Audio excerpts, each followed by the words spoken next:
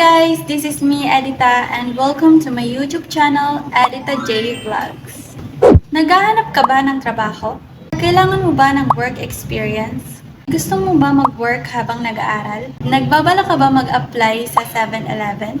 Well, this video is for you because 7-Eleven is one of the best job na pwede mong applyan. Questions. Question number 1. Ano nga ba ang 7-Eleven? Question number 2. Anong mga qualifications ang hinahanap nila sa isang applicant? Question number 3. Anong mga requirements? Question number 4. Paano mag-apply? Question number 5. Ano ang mga tips para matanggap agad sa trabaho? Question number 6. Anong mga proseso ang pagdadaanan bago maging isang 7-Eleven crew? Question number 7. Ano ang experience ng isang 7-Eleven crew? Question number 8. Magkano nga ba ang sahod? Question number 9. Anong mga benefits ang pwede nating makuha mula sa pagiging isang 7-Eleven crew? Question number 10. Anong advice ang maibibigay ko sa mga nagbabalak mag-apply as 7-Eleven crew? Lahat ng yan ay sasagutin natin based on my experience, and kung interested kayong malaman, just keep on watching. So, bago ang lahat guys, ito nga pala ang first YouTube channel and video ko. First time ko mag-post ng video sa YouTube, so sana supportahan nyo ako para mas lalo akong ma-inspire na gumawa ng iba't ibang content na hindi lang entertaining, kundi nakakatulong rin sa mga viewers ko. So what are we waiting for? Let's get started! Naging 7-Eleven crew ako sa loob ng 6 months kasi nag-start ako mag-work noong July 20, 2023 at nag-resign naman ako noong January 5, 2024. So sa loob ng 6 months na pagiging isang 7-Eleven crew ay sa tingin ko maishishare ko na sa inyo yung naging experience ko. Nag-resign nga pala ako guys, hindi dahil hindi ko nagustuhan yung work sa 7-Eleven. Nag-resign ako dahil sa health problem. May mga times kasi na hindi ako nakakapasok. Yes guys, may mga times na hindi ako nakakapasok kasi nagkaroon ako ng acid reflux. Madalas sumakit yung tiyan ko noon at kapag hindi ko na talaga kayang pumasok is hindi ko na talaga pinipilit. Hindi na rin ako nabibigyan ng schedule noon guys. Napilitan ako mag-resign kasi bukod sa nakakagulo na rin ako sa schedule namin, ay nag-aalala rin ako na baka lumala yung nararamdaman ko. So, nagpahinga muna ako guys. Hindi naging madali para sa akin ang pag-alis sa 7-Eleven kasi napamahal na rin ako sa trabaho ko at napalapit na rin ako sa mga kasamahan ko.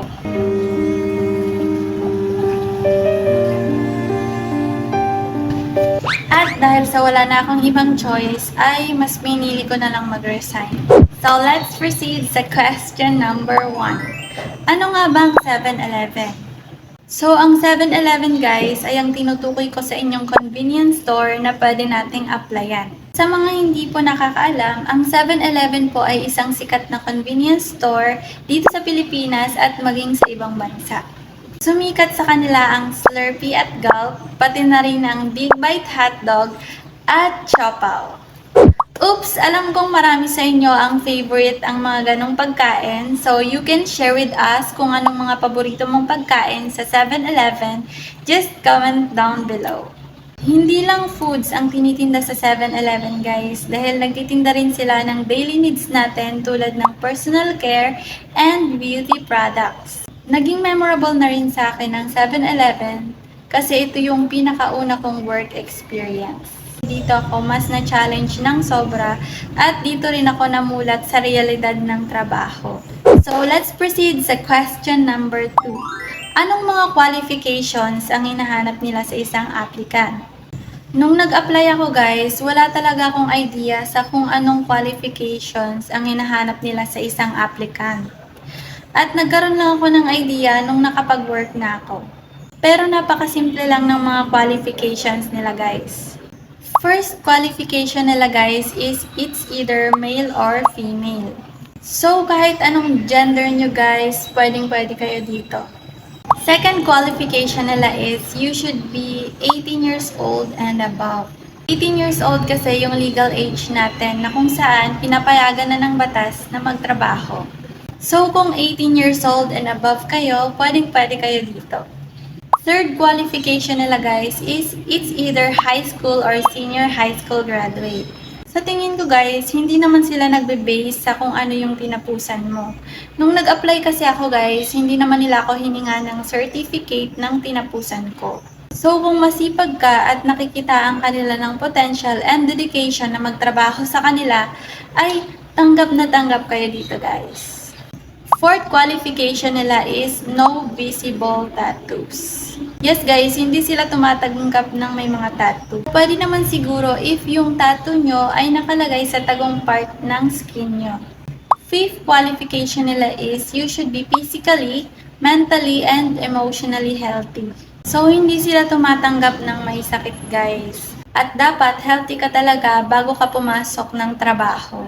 So, let's proceed sa question number 3. Ano ang mga requirements? Ang maganda sa 7-Eleven guys is hindi ka nila hahanapan ng maraming requirements sa unang beses pa lang.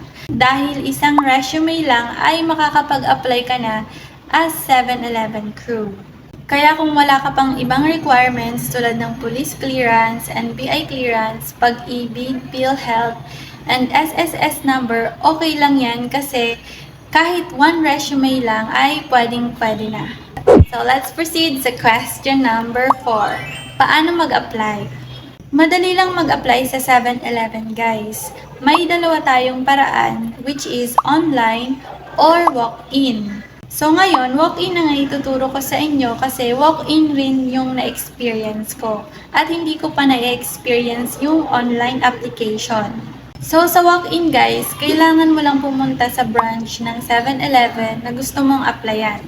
At dapat, dala mo rin yung resume mo. Ang branch na in-applyan ko nun guys is sa 7-Eleven Almendras Cugon, Sorsogon City.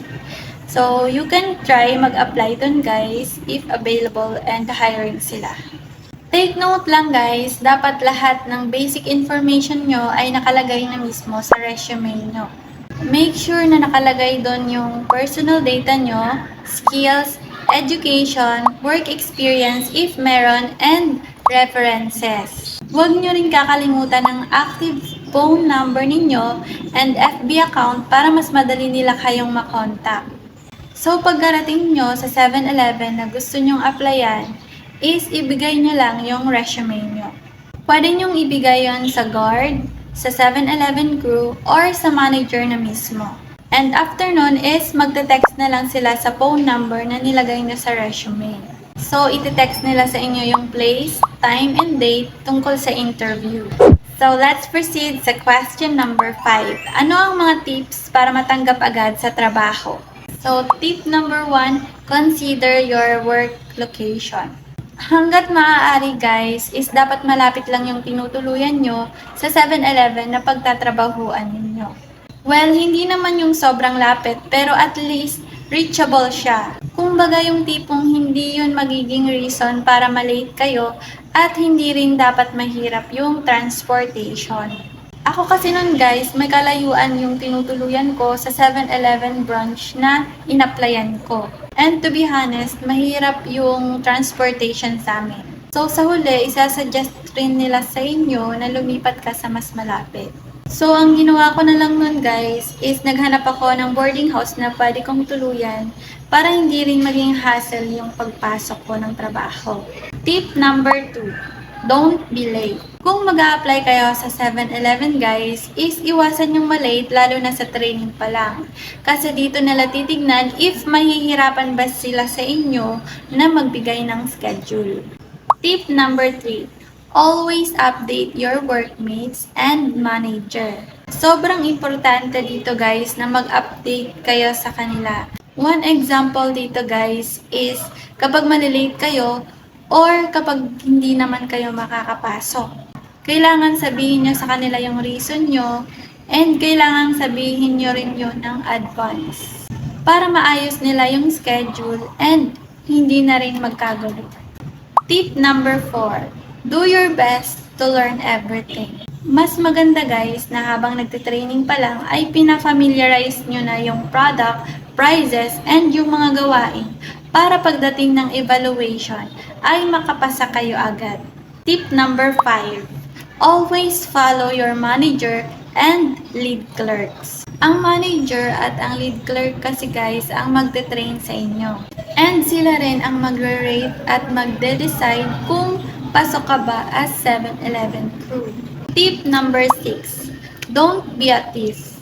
Wag na wag kayong kukuha guys ng product sa loob ng 7-Eleven na hindi nyo naman binili.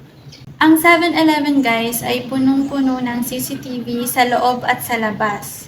Kaya mahuhuli at mahuhuli nila ang nagnanakaw sa store nila. So may CCTV man o wala, we should always do the right thing. So let's proceed sa question number 6. Anong proseso ang pagdadaanan bago maging isang 7-Eleven crew? Ang mga process na pagdadaanan dito guys is hindi rin madali pero kayang-kaya.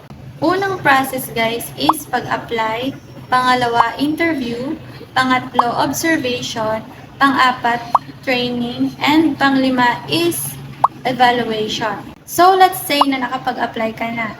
And next nun is interview. Sa interview guys is sobrang basic lang. Tatanungin ka lang nila kung saan ka nakatira, kung nag-aaral ka pa ba, and yung reason mo kung bakit ka mag-a-apply sa 7-Eleven. Sa interview rin nila ipapaliwanag lahat ng gawain ng isang 7-Eleven crew. Kaya dun pa lang sa interview ay makakapag-decide ka na kung gusto mo ba talaga ang ganitong trabaho. Kasi yun talaga yung purpose nila guys. Ipapaliwanag na nila lahat sa'yo para aware ka sa mga pwede mong maranasan kapag naging isang 7-Eleven crew ka na. At pagkatapos naman ng interview guys, next process is observation. Doon yung mapapanood yung actual na ginagawa ng mga 7-Eleven crew. Bibigyan nila kayo ng 8 hours sa isang araw para mag-observe. So sa loob ng 8 hours na yon ay wala kang ibang gagawin kundi panoorin ang mga ginagawa ng mga 7-Eleven crew at i-familiarize ang mga products and prices. After naman ng observation ay ang fourth process natin which is training. Sa training, dito kayo tuturuan ng mga dapat nyong gawin. Ang mga gawain na tinutukoy ko guys is yung pag-refill, paghahanap ng expired, paglilinis ng mga machines, and paghawak sa kaha. By the way guys, hindi lang pala kayo magiging crew dito sa 7-Eleven kasi magiging cashier din kayo. Pagkaabot nyo ng ika-13th day ng training, ay tuturuan na nila kayo kung paano humawak ng kaha or kung paano maging isang cashier. Don't worry guys kasi i-guide naman nila kayo and free lang naman magtanong sa ibang mga crew and sa manager. Ang training nga pala guys is inaabot ng 15 days. Yes guys, may katagalan nga lang siya pero sulit naman kasi once na natapos nyo yung training at nakapasa kayo, ay bibigyan na rin nila kayo ng sahod.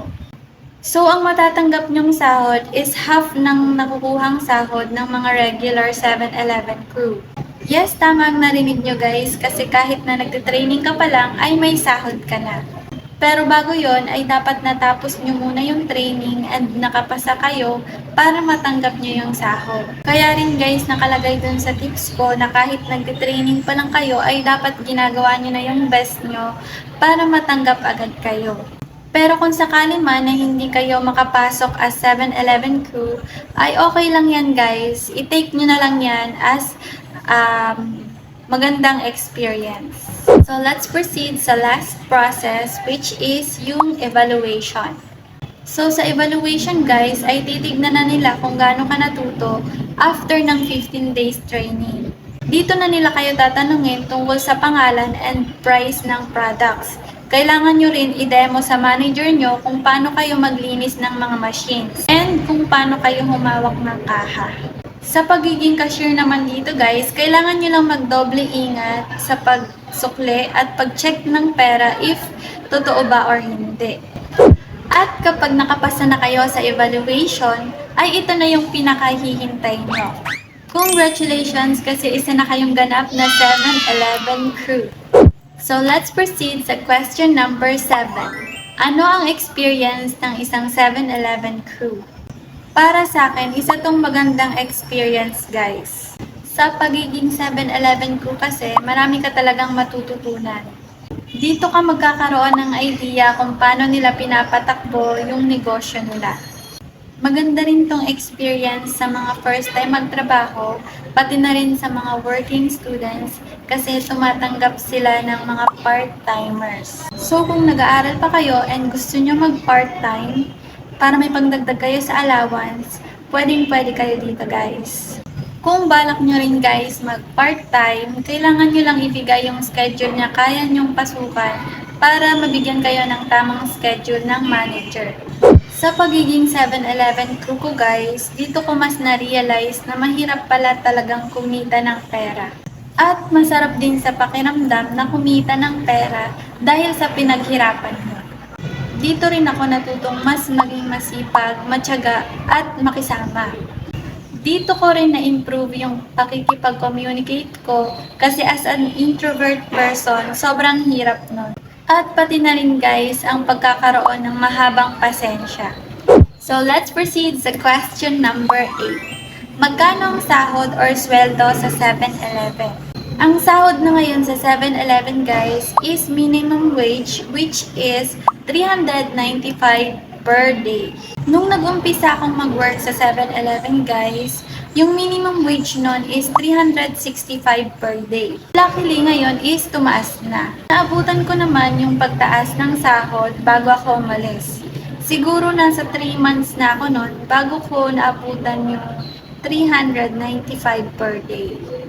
So, bale, 2 beses nga pala sa isang buwan ibibigay sa inyo yung sahod nyo.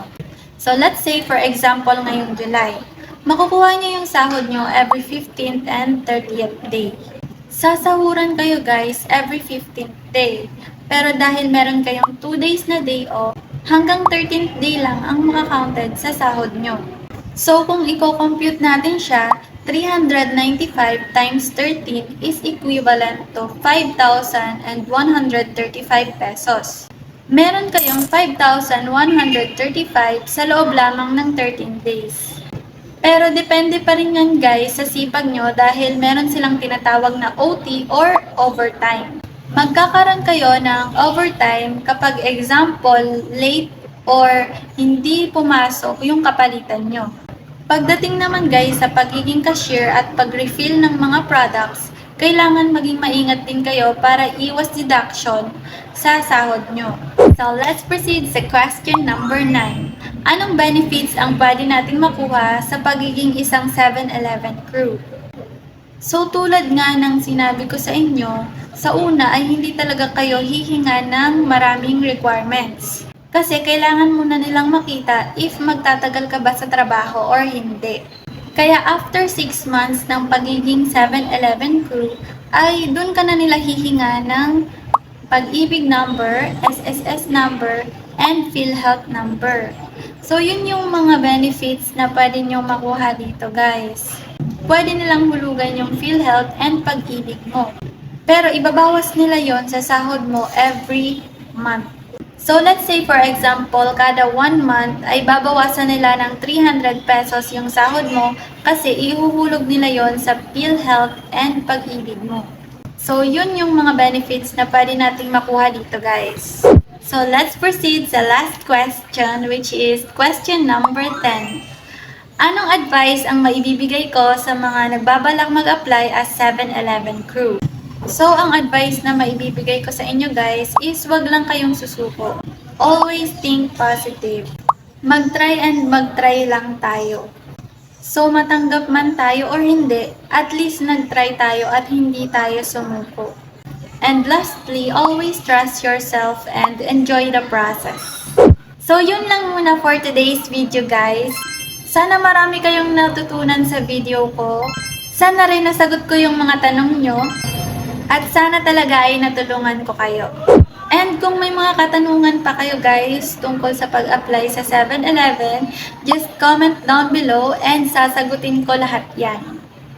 And kung meron pa kayong mga vlog content suggestion, ay i-comment nyo na rin yan sa comment section kasi baka isa na dyan yung next content ko sa next video ko. So, bago ako magpaalam guys, don't forget to like, subscribe, and hit the notification bell para palagi kayong updated sa lahat ng mga videos ko. And pwede nyo rin pala ako guys i-follow sa ibang social media accounts ko like FB, Instagram, TikTok, and of course, YouTube. So goodbye for today and see you guys on my next YouTube video. Thanks for watching!